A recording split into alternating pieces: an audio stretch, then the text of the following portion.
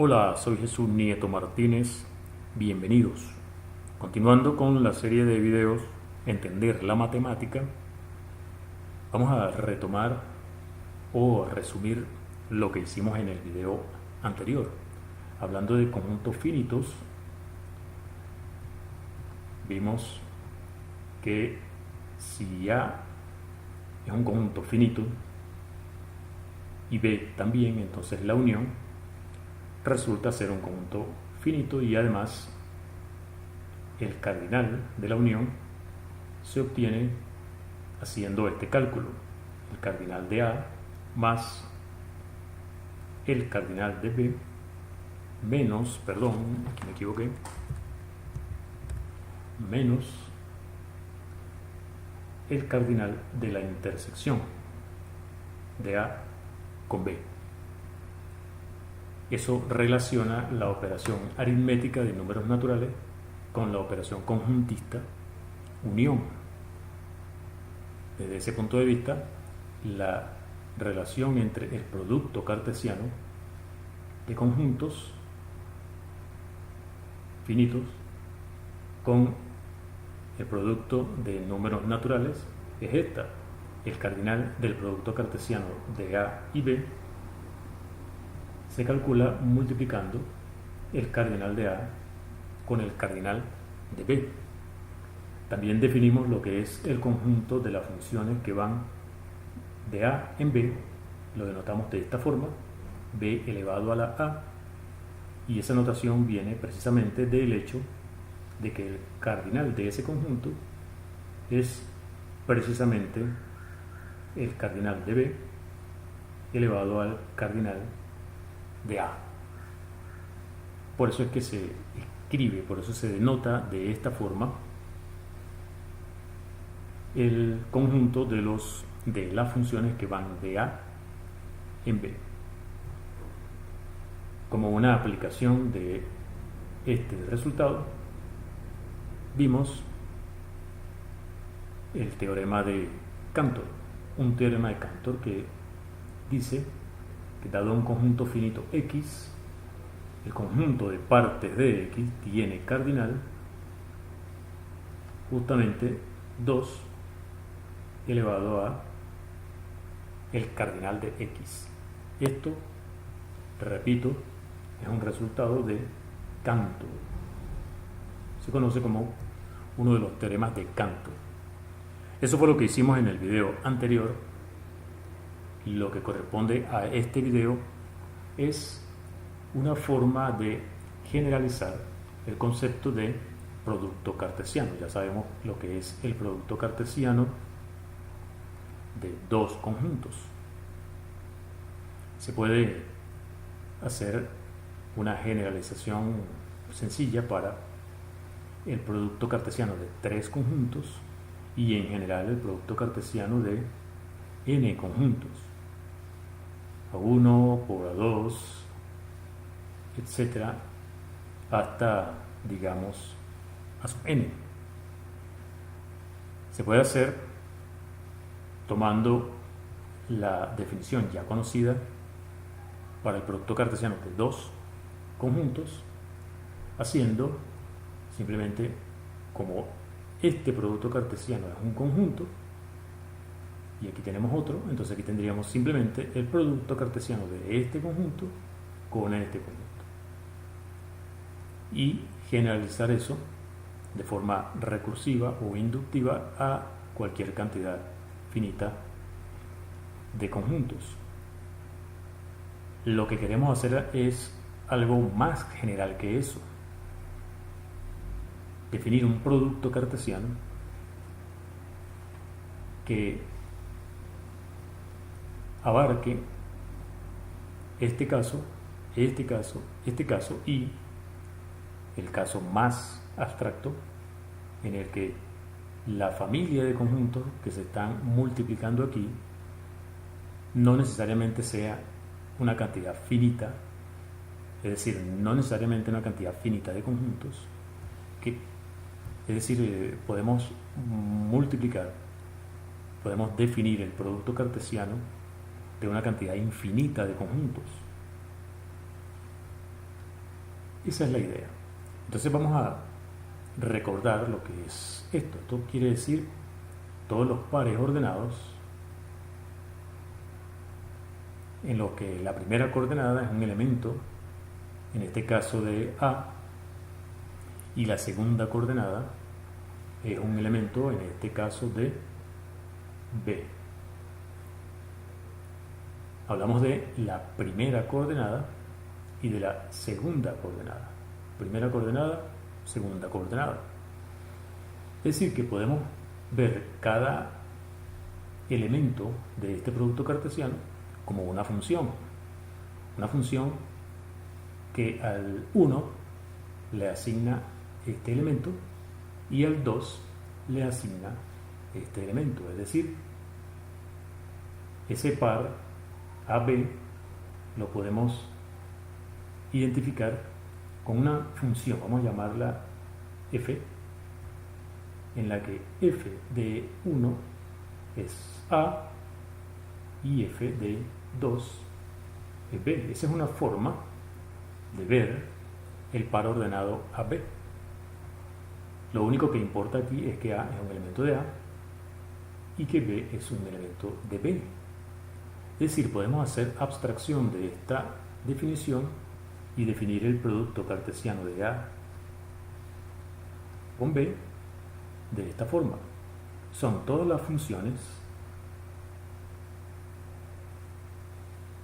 Ya vamos a poner aquí cuál es el conjunto de funciones específicas, ¿no? Son todas las funciones, de manera que f de 1 es un elemento de A y f de 2 es un elemento de B.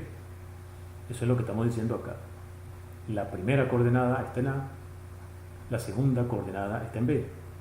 O sea, f de 1 es un elemento de A, f de 2 es un elemento de B. O sea que esta función tiene como dominio al conjunto formado por el 1 y el 2, que eso es lo que llamábamos en videos anteriores I sub 2. Es la forma de escribir el conjunto que tiene como elementos solamente el 1 y el 2. Lo llamamos I sub 2. O sea que ese es el dominio de la función f. O sea que es una función que va de I sub 2 en cierto conjunto. Es suficiente aquí poner A unido con B, ya que en el 1 me da un elemento de A, o sea, un elemento de la unión, y en el 2 me da un elemento de B, un elemento de la unión. Entonces basta poner este conjunto aquí. Son las funciones definidas en I sub 2, cuyo rango está en la unión de A y B, y que cumplen con esta condición. Esa función en el 1 me da un elemento de A y en el 2 me da un elemento de B. Tú me dirás, bueno, pero ¿cuál es la idea de definir eso de esa forma tan sofisticada o complicada? A lo mejor te parece hasta complicado. Bueno, la idea es que esto te permite generalizarlo de esta manera. Ya sabemos que I sub n son los números naturales 1, 2, 3, etcétera, hasta n. Podemos definir el producto cartesiano del conjunto A sub 1 con el conjunto A sub 2, etcétera, con el conjunto A sub n, como imitando la definición anterior. Son todas las funciones, digamos f, que van de I sub n, voy a escribirlo así, I sub n en la unión de A sub n, lo vamos a llamar A sub i, y este i va desde 1 hasta n. Ya vamos a especificar esto o retomarlo, en la que para cada i la imagen de i es un elemento de A sub i. Aquí está la definición. Entonces, para este caso, que es más general que el producto cartesiano solamente de dos conjuntos. Aquí tenemos, si cada uno de estos es un conjunto, el producto cartesiano de ellos se define de esta forma. Son todas las funciones, de manera que para cada número natural de 1 hasta n, el número que corresponde a i es un elemento de a sub i. Eso es el producto cartesiano de a sub 1 con a sub 2 con a sub 3. Y tú me dirás, bueno, pero eso todavía sigue siendo muy complicado. ¿Por qué no son simplemente las tuplas de la forma a1, a2, hasta an, donde cada a sub i pertenece a sub i? Bueno, eso justamente es lo que dice acá. O eso se puede identificar con un elemento de acá. Es una función en la que al 1 le asigna a sub 1. A sub 1 es un elemento de a mayúscula 1. La segunda coordenada sería la imagen de la función en el 2 y que es un elemento de a sub 2, etc. Todavía esto parece muy complicado para esto. Bueno, la ventaja es que el conjunto que aparece acá no tiene por qué ser un conjunto finito. Esto podría ser el mismo omega. Esto podría ser cualquier conjunto. Omega, recuerda que omega, cuando digo omega quiero decir el conjunto de los números naturales. Bien, entonces en general, ¿cómo será? Bueno, vamos a hablar un poco de esto primero, ¿no? Que es lo que estoy diciendo aquí con la unión desde igual 1 hasta n de a sub i. Lo que estoy diciendo es a sub 1 unido con a sub 2 unido con a sub 3, etc. Unido con a sub n. Es decir, que si tú llamas f al conjunto formado por a1, a2, etc. hasta an, esto es lo que conocemos como, esto de acá es lo que conocemos como la unión de f. El axioma de la unión dice la unión de esto en este conjunto de acá. A1 unido con A2, unido con A3, unido con AN. Eso lo resumimos de esta forma. La unión desde i igual 1 hasta n de a sub i.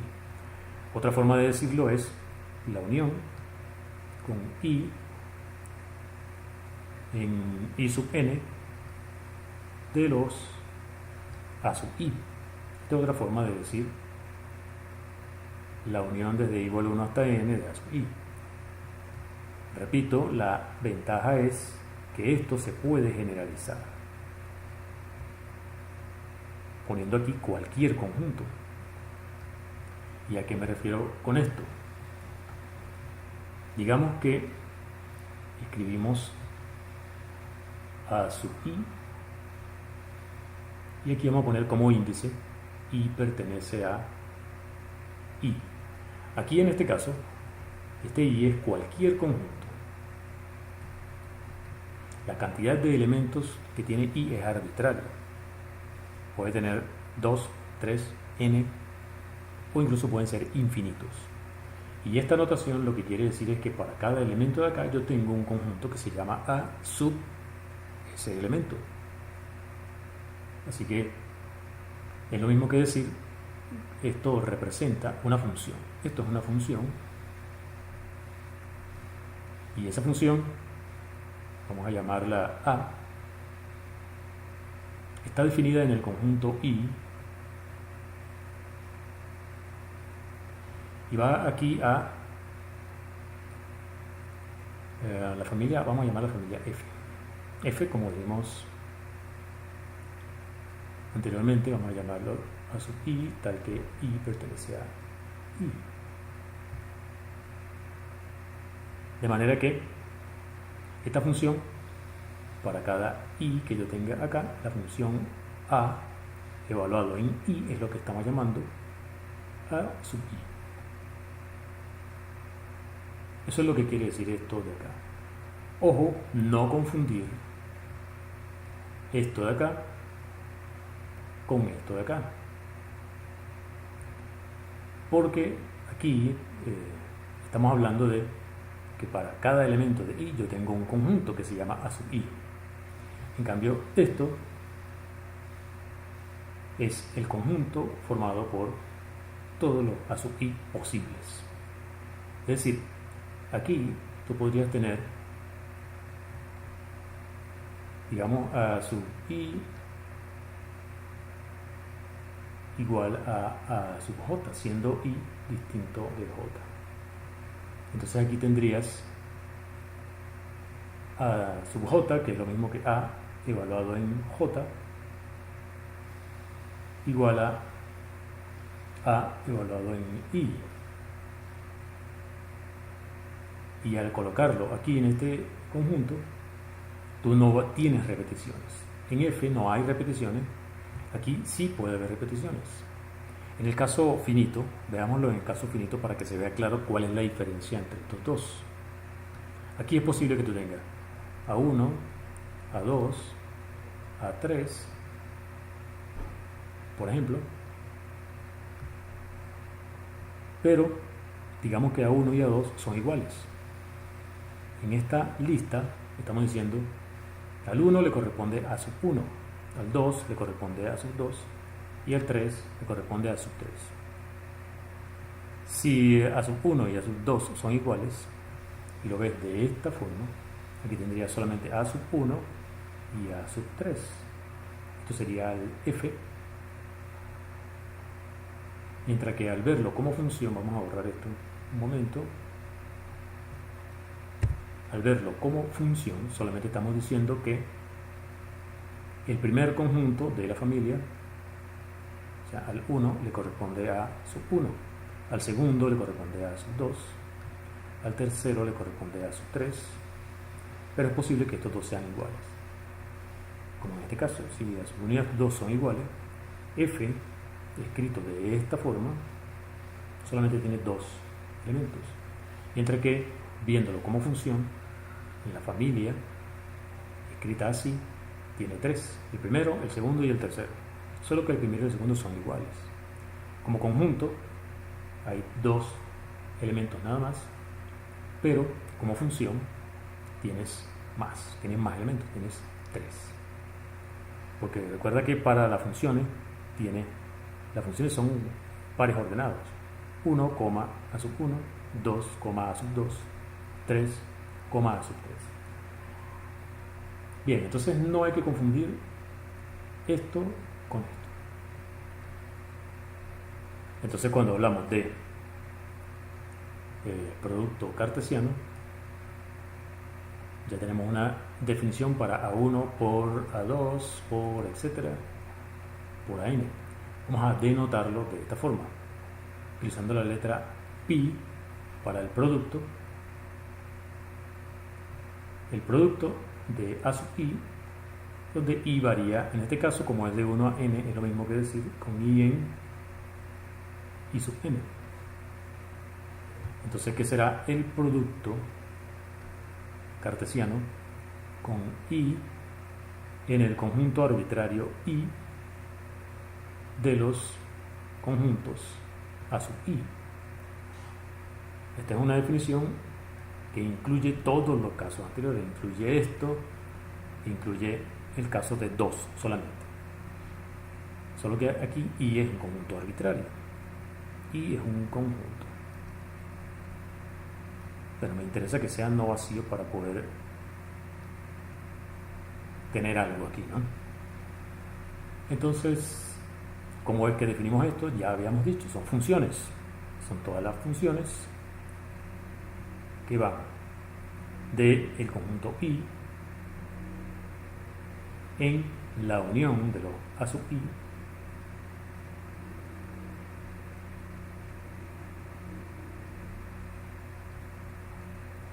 y que tiene la propiedad de que para cada elemento de i, la imagen de ese elemento es a su vez un elemento de A sub i. Esto define en abstracto lo que es el producto cartesiano de una familia arbitraria de conjuntos. O sea que esto incluye productos cartesianos infinitos. O sea, no importa de qué tamaño sea el conjunto I. Esta es la definición del producto cartesiano en abstracto. Muy bien. Con eso en mente, podemos analizar un poco de combinatoria, es decir, de cardinales de conjuntos. Ya habíamos hablado del cardinal de la unión, pero para dos elementos nada más. Si tenemos una cantidad finita, A1, A2, hasta AN, y cada uno de ellos es finito, es cierto que la unión de los A sub i es un conjunto finito. Pregunta, esa es una pregunta. Si cada uno de ellos es un conjunto finito, tienes una cantidad finita de conjuntos, resulta que la unión es un conjunto finito. Bueno, eso lo podemos ver muy fácilmente por inducción, en la cantidad de conjuntos que vamos a unir. Si n es 1, es decir, tenemos un solo conjunto finito, y hacemos la unión, resulta ese mismo conjunto, así que sigue siendo finito. Supongamos que la unión de n conjuntos finitos es un conjunto finito. Vamos a ver qué pasa con la unión de A sub i con i desde 1 hasta n más 1. Bueno, esto es muy fácil verificar que es lo mismo que la unión desde igual a 1 hasta n de los A sub i unido con A sub i más 1, perdón,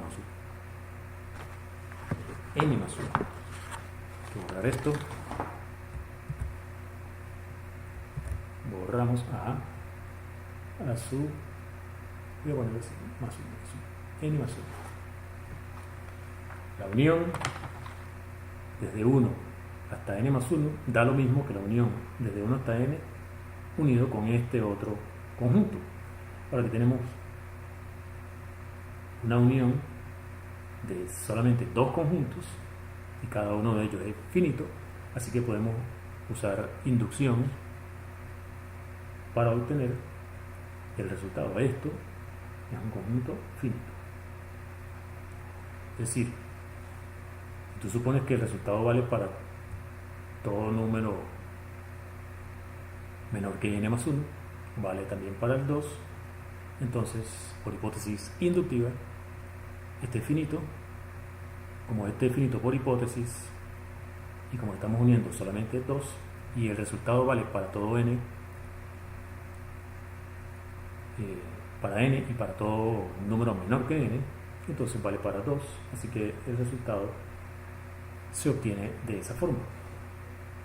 Unión de una cantidad finita de conjuntos finitos es un conjunto finito. Otro resultado que podemos analizar es si tienes A, un conjunto finito, vamos a llamar sigma sub A el conjunto de todas las funciones que van de A en sí mismo y que son biyectivas. Todas las funciones biyectivas de A en A. ¿Cuánto será el cardinal de ese conjunto? Es una buena pregunta, ¿no? ¿Cuántas funciones biyectivas hay de A en A? Bueno, si A tiene un solo elemento, entonces simplemente hay una sola función biyectiva que va de ese conjunto que tiene un solo elemento en ese conjunto que tiene un solo elemento. Es 1. Bueno, esta demostración podemos simplificarla de esta forma, ¿no? como A es finito, tiene la misma cantidad de elementos que algún conjunto de la forma I sub n, ¿no? O sea, si A tiene n elementos, digamos que A es equipotente con I sub n. A tiene los mismos elementos que I sub n, así que podemos hacer este razonamiento con I sub n en lugar de A, y el resultado es el mismo, ¿no? Sigma de I sub n, vamos a hacer el razonamiento para sigma de I sub n. Y para simplificar esto aún más, en vez de escribir sigma de I sub n, vamos a escribir sigma de n. Y en vez de escribir sigma de I sub n más 1, escribimos sigma sub n más 1, para hacer más cómoda la escritura aquí, en esta pizarra. Sigma n quiere decir entonces sigma de I sub n. Así que vamos a suponer que sabemos cuánto vale el cardinal de sigma sub n y vamos a calcular el cardinal de sigma sub n más 1. ¿Ok? Sigma sub n más 1. ¿Cómo son los elementos de sigma sub n más 1? Bueno, son tuplas, ¿no? Digamos m1, m2, etc. En algún lugar por aquí debe estar n más 1,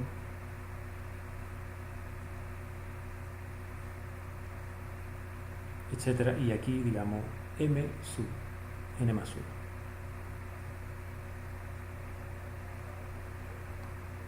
O sea, porque está claro que sigma n,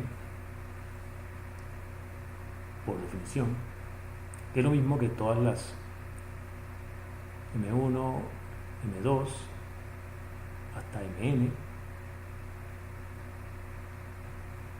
De manera que, bueno, cada uno de estos está en I sub n, pero todos son distintos entre sí, ¿no? mi distinto de mj y distinto de j.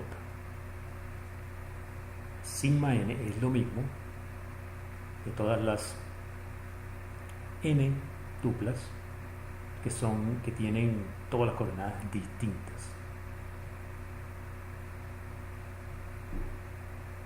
Hay una correspondencia 1 a 1 entre estos conjuntos.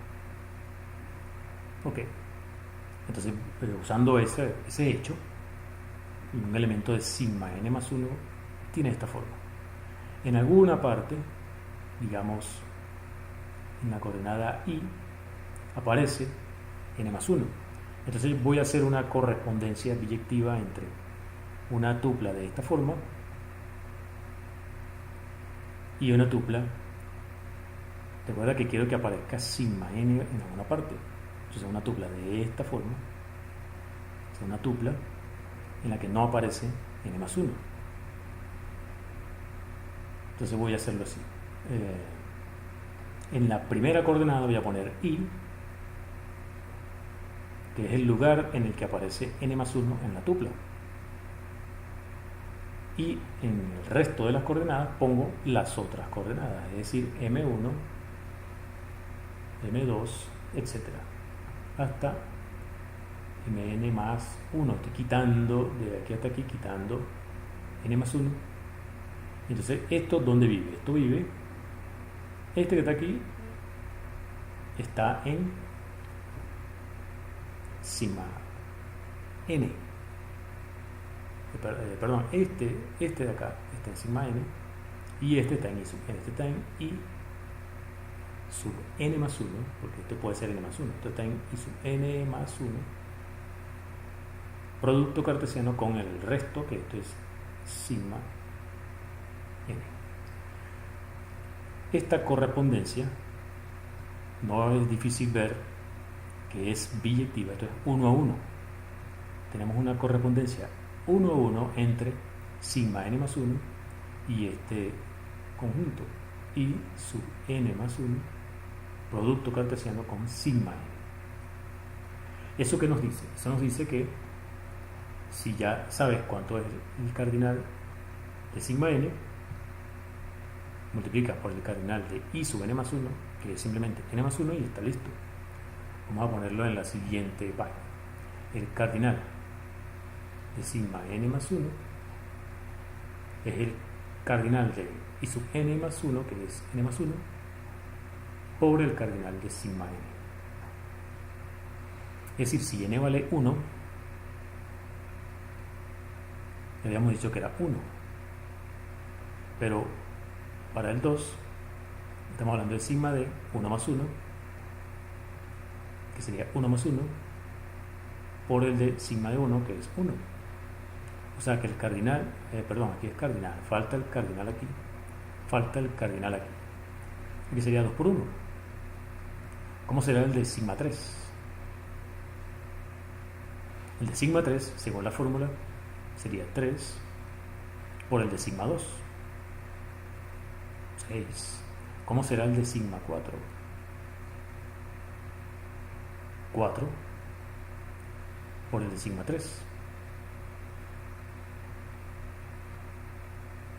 Te vas dando cuenta que esto es, 2 por 1, 3 por 2, 4 por 3 por 2, etc. El de sigma, este es un 4, cuidado, este es un 4. En general estamos viendo que esto es n por n menos 1 por n menos 2. Esto es lo que uno conoce como n factorial. Hay n factorial funciones biyectivas de un conjunto A que tenga n elementos en sí mismo. El cardinal de sigma A es el cardinal de A factorial. Si A es finito, ¿no? Obviamente, A finito.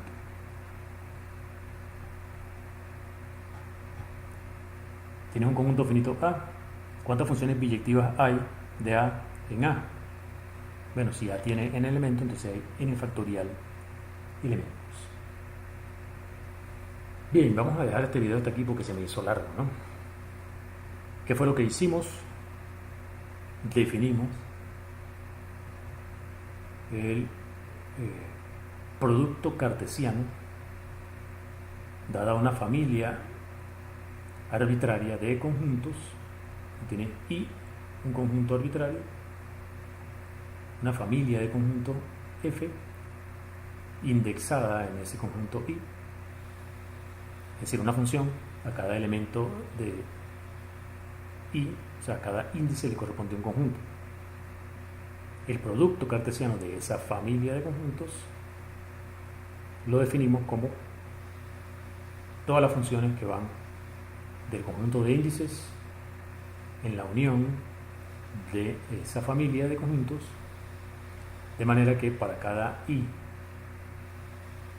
en el conjunto de índices, para cada índice I, f de I es un elemento de A sub I. Esto generaliza productos cartesianos finitos. También vimos que unión finita de conjuntos finitos es un conjunto finito y calculamos el cardinal de sigma sub A, siendo A un conjunto finito. Sigma sub A es el conjunto de las funciones biyectivas que están definidas en el conjunto A, funciones biyectivas de A en sí mismo. Si A tiene n elementos, entonces hay n factorial funciones biyectivas de A en A. Dejemos este video hasta acá. Soy Jesús Nieto Martínez. Hasta el próximo.